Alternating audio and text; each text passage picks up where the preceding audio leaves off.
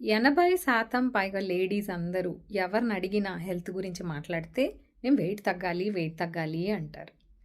చాలా కామన్‌గా చెప్తుంటారు. మెన్‌తో కంపేర్ చేస్తే.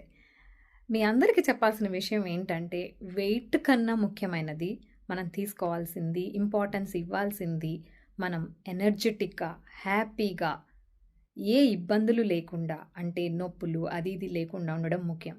దీనికి కేవలం మంచి ఆహారంతో పాటు ఎక్సర్‌సైజే కాకుండా మనం ఎలా నిద్రపోతున్నాం, ఎంత మంచిగా నిద్రపోతున్నామో, మన వాటర్ ఇంటేకు, మన బ్రీతింగు, ఎంతవరకు మనం స్ట్రెస్‌ని డీల్ చేయగలుగుతున్నాం అనేది కూడా చాలా ఇంపార్టెంట్.